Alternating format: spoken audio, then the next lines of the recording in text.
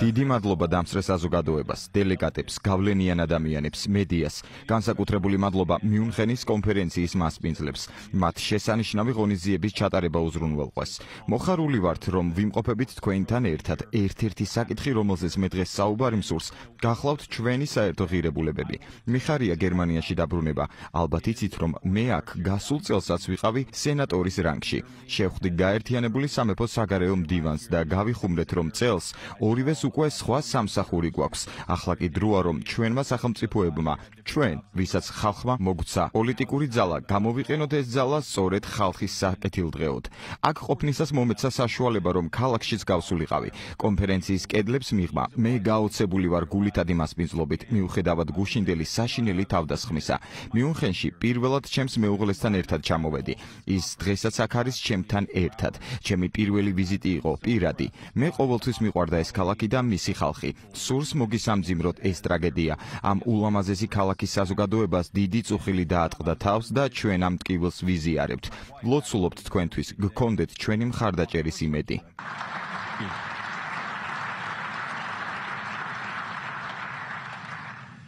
იმედია ეს აპლოდისმენტების ბოლო წყება არ არის დღეს. ჩვენ ამ კონფერენციაზე უსაფრთხოების განსახილველად შევიკრიბეთ. როგორც წესი, საუბარი ეხება გარე მტრულ ძალებს. მე ვხედავ ბევრ ღვაწლმოსილ სამხედრო მეთაურს. მიუხედავად ამისა, ტრამპის ადმინისტრაცია მეტად დარდობს ევროპის უსაფრთხოებაზე. მას სჯერა, რომ შესაძლებელია რუსეთის ფედერაციასა და უკრაინას შორის გონივრული შეთანხმების მიღწევა. ამავე დროს გვჯერა, რომ მნიშვნელოვანია ევროპის მიერ მომავალ წლებში საკუთარი უსაფრთხოების უზრუნველყოფა უფრო დიდი წვლილის შეტანა. ევროპასთან დაკავშირებით უდიდესი საფრთხე არც რუსეთია და არც ჩინეთი. ეს საფრთხე, ჩემი აზრით, არა გარედან არის მართული, არამედ შიგნიდან. ევროპის მიერ ფუნდამენტური ღირებულებებიდან გადახვევა. იმ ღირებულებების უარყოფა, რომელიც მას ამერიკის შეერთებულ შტატებთან აერთიანებს. მე ელდამეცა, როდესაც ვიხილე ყოფილი ევროკომისრის ინტერვიუ. ის კმაყოფილებას ვერ მალავდა, რომ რუმინეთში შემდგარი არჩევნების შედეგები გაუქმდა. მან გაგვაფრთხილა, რომ თუ საქმე შესაბამისად არ წავა, იმავეს ვიხილავთ გერმანიაშიც.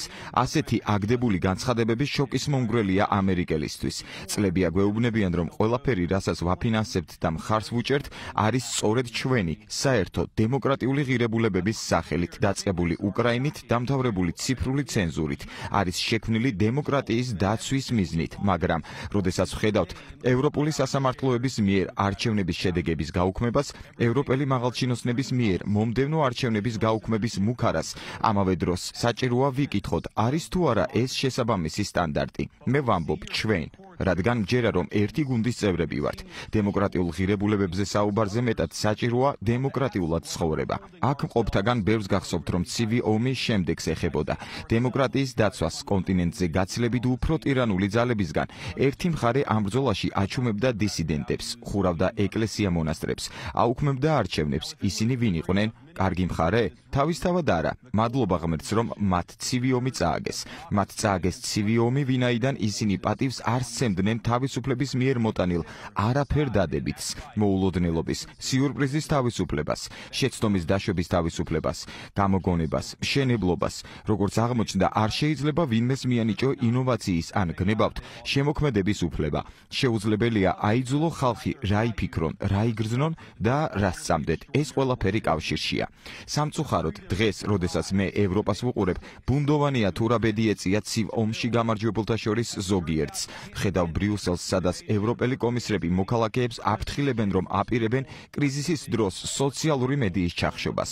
როგორც კი თავად ჩათვლიან, რომ საქმე აქვთ ბრჭყალებში სიძულვილთან. აქ, გერმანიაში, პოლიცია მოქალაქეების წინააღმდეგ რეიდებს აწყობს ანტიფემინისტური განცხადებების ინტერნეტში გამოქვეყნებისთვის. ისინი ებრძვიან მოგონილ მიზოგენიაში. რა ხდება შვედეთში? 2 კვირის წინ ხელისუფლებამ ქრისტიან აქტივისტს მსჯავრი დასდო. საქმე კი შემდეგშია. ბრალდებული ყურანის დაწვაში მონაწილეობდა. ეს ინციდენტი საბოლოო ჯამში მისი მეგობრის მკვლელობით დასრულდა. მოსამართლემ კი განაცხადა, რომ შვედეთის კანონმდებლობა, რომელიც ვითომ გამოხატვის თავისუფლების დაცვის პრინციპებზეა მორგებული, თურმე არ უზრუნველყოფს ამ თავისუფლებას. მე ვიმეორებ შვედი მოსამართლის სიტყვებს. არ უზრუნველყოფს უსაფრთხოებას, როდესაც ამბობ, ან აკეთებ ისეთ რამეს, რამაც შეიძლება რომელიმე ჯგუფის მრწამსი დააკნინოს. ყველაზე მეტი შეშფოთებით კი ჩვენს ძვირფას მეგობრებს გაერთიანებულ სამეფოს ვადევნებ თვალს, სადაც სინდისით ნაკარნახებმა კანონმდებლობის უკან დახევამ მორწმუნე ბრიტანელთა უფლებები განსაკუთრებით შეწყვიტა. 2 წლის წინ გაერთიანებული სამეფოს ხელისუფლებამ საშინელი ბრალი დასდო ადამ სმით კონორს, 51 წლის ფიზიოთერაპევტს, ვეტერანს, 50 მეტრის დაშორებით აბორტის კლინიკიდან დგომისა და ჩუმად ლოცვის მიზეზით. მას არავინ შეუწუხებია, არავის გასაუბრებია, უბრალოდ თავისთვის ლოცულობდა. ბრიტანელმა სამართალდამცველებმა ის შეამჩნიეს და ჰკითხეს, რისთვის ლოცულობდა.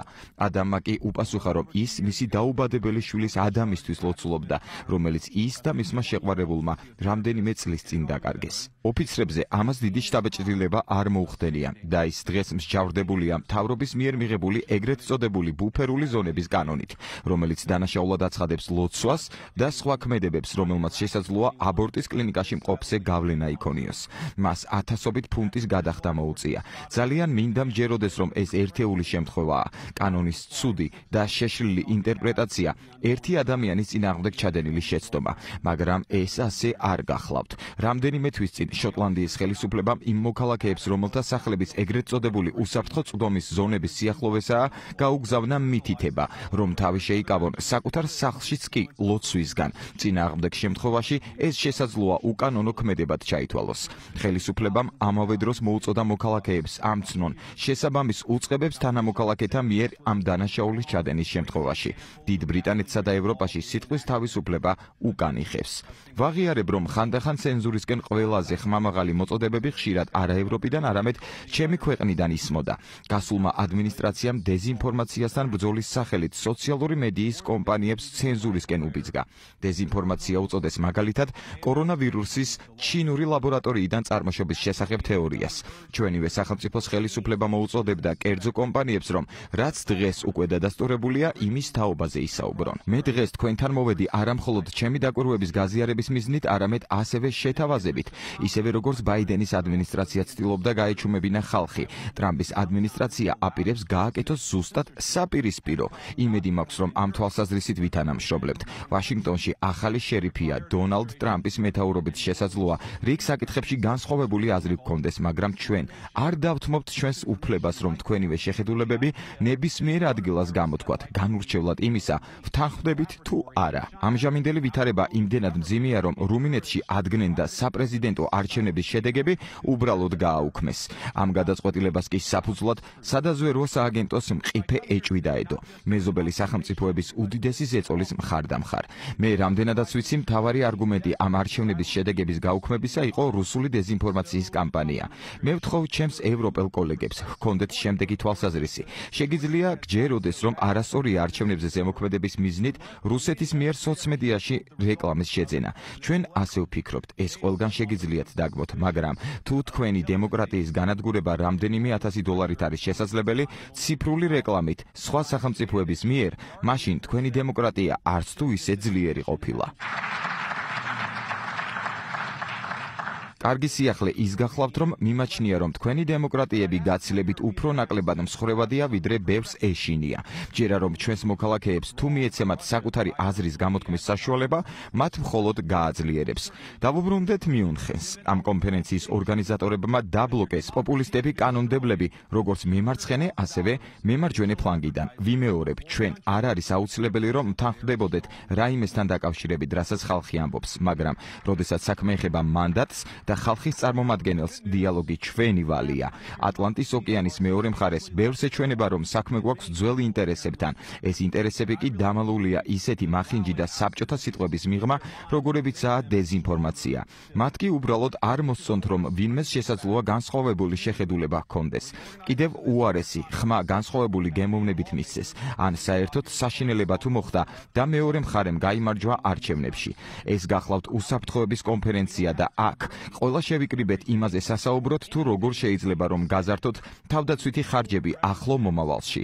ეს კარგია, როგორც პრეზიდენტმა ტრამპმა მკაფიოდ განაცხადა. ჩვენმა ევროპელმა მეგობრებმა გაცილებით უფრო დიდი როლი უნდა შეასრულონ ამ კონტინენტის მომავალში. მე არ მომწონს ტერმინი ტვირთის გაზიარება, მაგრამ ალიანსის წევრობის მნიშვნელოვანი ნაწილია, რომ ევროპელებმა უფრო მეტი ძალისხმევა ჩადონ, მაშინ, როდესაც ამერიკის შეერთებული შტატების ყურადღება მიპყრობილია მსოფლიოს სხვა საფრთხეში მყოფი კუთხეებისკენ.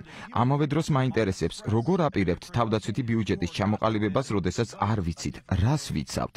ბევრი საინტერესო საუბარი მქონდა და ხშირად საუბრობენ თუ რისგან არის თავდაცვა საჭირო და ეს მნიშვნელოვანია, მაგრამ ჩემთვის და ბევრი ევროპელი მოქალაქისთვის ცოტათი გაუგებარია, რისთვის იცავთ თავს.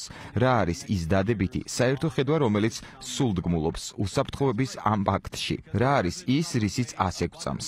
მე მწამს, რომ არ არსებობს უსაფრთხოება, როდესაც გეშინია შენი ხალხის ხმისა და სინდისის. ევროპა ბევრი საფრთხის წინაშეა, მაგრამ ამ ეტაპზე კონტინენტი და ჩვენ ერთად ვართ ჩვენს მიერვე შექმნილი კრიზისის წინაშე. შენი ამომრჩევლის თუ გეშინია, ამერიკა ვერაფერს გიშველის. ვერც იმ ხალხისთვის გააკეთებთ რამეს, ვინც მე და პრეზიდენტი ტრამპი აგვირჩია. ამერიკა თქვენთვის არაფერს გააკეთებს. თქვენ გესაჭიროებათ დემოკრატიული მანდატი, რომ რამეს მიაღწიოთ ახლო მომავალში. საპირისპირო შემთხვევაში გველის არასტაბილური შედეგები. ამავე დროს კი ბევრია შესაძლებელი სწორედ ისეთი დემოკრატიული მანდატით, რომელიც გვესახება. თუ თქვენ აპირებთ ისარგებლოთ კონკურენტუნარიანი ეკონომიკებით, თუ აპირებთ ისარგებლოთ ხელმისაწვდომი ენერგიით და უსაფრთხო მიწოდების ჯაჭვით, მაშინ გჭირდებათ მართვის მანდატები. ამიტომ ამ ყველაფრით სარგებლობისთვის რთული გადაწყვეტილებების მიღებაა საჭირო. რა თქმა უნდა, ეს ყველაფერი ძალიან კარგად გვესმის ამერიკაში. თქვენ ვერ მოიპოვებთ დემოკრატიულ მანდატს ოპონენტების ცენზურით ან ციხეში ჩასმით.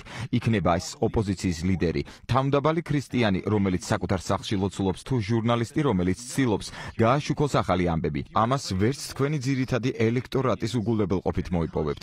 ისეთი შეკითხვების დასმით, როგორიცაა, ვის აქვს უფლება გახდეს ჩვენი საერთო საზოგადოების ნაწილი, ყველა დაძაბულობის, გამოწვევების გათვალისწინებით, რომლებსაც აქ წარმოდგენილი ერები აწყდებიან, მე მჯერა, რომ მასობრივი მიგრაციაზე უფრო აქტუალური არაფერია. დღეს ამ ქვეყანაში მცხოვრები თითქმის ყოველი მეხუთე ადამიანი საზღვარგარეთიდან გადმოვიდა. ეს, რა თქმა უნდა, ყველა დროის უმაღლესი მაჩვენებელია. მსგავსი რიცხვია შეერთებულ შტატებშიც, ასევე ყველა დროის ყველაზე მაღალი მაჩვენებელია. მხოლოდ 2021-2022 წლებში გაორმაგდა იმ ემიგრანტების რაოდენობა, რომლებიც ევროკავშირში არა ევროკავშირის წევრი ქვეყნებიდან შევიდნენ. რა თქმა უნდა, მას შემდეგ ეს მაჩვენებელი ბევრად გაიზარდა. ჩვენ ვიცით, რომ ეს ვითარება არსაიდან არ წარმოჩენილა. ეს არის 10 წლეულების განმავლობაში მთელი კონტინენტის მასშტაბით და მის მიღმა სხვადასხვა პოლიტიკოსების მიერ მიღებული გააზრებული გადაწყვეტილებების შედეგი. ამ გადაწყვეტილებების შედეგად გამოწვეული საშინელება სწორედ ამ ქალაქში ვიხილეთ და რა თქმა უნდა არ შემიძლია ამაზე ხელახლა საუბარი იმ სხვერპლებზე ფიქრის გარეშე, რომლებსაც მიუნხენში მშვენიერი დღე გაუნადგურეს. ჩვენი აზრები და ლოცვები მათთან არის და ასეც იქნება. მაგრამ რატომ მოხდა ეს? ეს საშინელი ამბავია, მაგრამ ეს არის ამბავი, რომელიც უკვე ძალიან ბევრჯერ ვიხილეთ ევროპაში და სამწუხაროდ ძალიან ბევრჯერ შეერთებულ შტატებშიც. ამ კონტინენტზე არც ერთი ამომრჩეველი არ მისულა უბანზე მილიონობით მიგრანტისთვის საზღვრების უკონტროლო გახსნისთვის მხარდასაჭერად. ბრიტანეთში კი ბრექსიტი აირჩიეს. მთელი ევროპის მასშტაბით ირჩევენ ლიდერებს, რომლებიც უკონტროლო მიგრაციის შეჩერებას პირდებიან. შეიძლება არ დამეთანხმოთ, მაგრამ მჯერა, რომ ადამიანების უმრავლესობას ადარდებს საკუთარი სახლი, მიზნები, უსაფრთხოება. უნდათ ჰქონდეთ შესაძლებლობა, რომ გამოკვებონ ოჯახი. ადამიანები გონიერები არიან. სწორედ ეს ვისწავლე პოლიტიკაში. მიუხედავად იმისა, თუ რას ფიქრობენ ამაზე დავოსში, რამდენიმე მთის იქით ჩვენი საზოგადოების წევრებს თავი განათლებულ ცხოველებად არ მიაჩნიათ. გლობალური ეკონომიკის ჭანჭიკებად და არავის სურს იყოს ლიდერების მიერ იგნორირებული მასა. დემოკრატიის საქმეა პასუხი გასცეს ამ კითხვებს. მიმაჩნია, რომ ხალხისთვის ზურგის შექცევა, მედიის, არჩევნების გაუქმება, ხალხის პოლიტიკური პროცესისგან გამოთიშვა დემოკრატიის განადგურების წინაპირობაა. ხმის ამაღლება და განსხვავებული აზრი არჩევნებში ჩარევას არ გულისხმობს, თუნდაც ეს გავლენიანი ადამიანი იყოს საზღვრებს მიღმა. თუ კი ამერიკულმა დემოკრატიამ გრეტა თურნბერგს გაუძლო 10 წელი, თქვენს გაუძლებთ ილონ მასკს რამდენიმე თვე. ვერც გერმანული, ვერც ამერიკული, ვერც ერთი დემოკრატია ვერ გაუძლებს საკუთარი ამომრჩევლისთვის ზურგის შექცევას. დემოკრატია ეფუძნება წმინდა პრინციპს, რომლის თანახმადაც ხალხი მნიშვნელოვანია. არ არის ზღუდეების ადგილი, ან ამ პრინციპს იცავ, ან არა. ევროპელ ხალხს აქვს ხმა, ევროპელ ლიდერებს კი არჩევანი. მე მჯერა რომ მომავლის არ უნდა გვეშინოდეს, უნდა მიიღო ხალხის აზრი, თუნდაც მოულოდნელი, მიუღებელიც. ამ შემთხვევაში მომავალს შეხედავთ თავდაჯერებით, ვინაიდან გეცოდინებათ, რომ ერი ზურგს გიმაგრებთ. ეს არის დემოკრატია. დემოკრატია არ არის მხოლოდ ქვის შენობები და სასტუმროები, არც ის ინსტიტუტები, რომლებიც ერთად შევქმნით. ჩვენ გვჯერა, რომ დემოკრატია გულისხმობს რწმენას, რომ ყველა მოქალაქე არის ბრძენი და ამას გააჩნია აზრი. ამ აზრისთვის ზურგის შექცევის შემთხვევაში კი ყველაზე წარმატებული ბრძოლაც ცოტას თუ მოიტანს. იოანე პავლე მეორე, დემოკრატიის ერთ-ერთმა უდიდესმა ჩემპიონმა თქვა: ნუ გეშინიათ, საკუთარი ხალხის არ უნდა გვეშინოდეს მაშინაც კი, როდესაც მათი აზრი ხელისუფლების აზრისგან განსხვავდება. დიდი მადლობა. God bless you.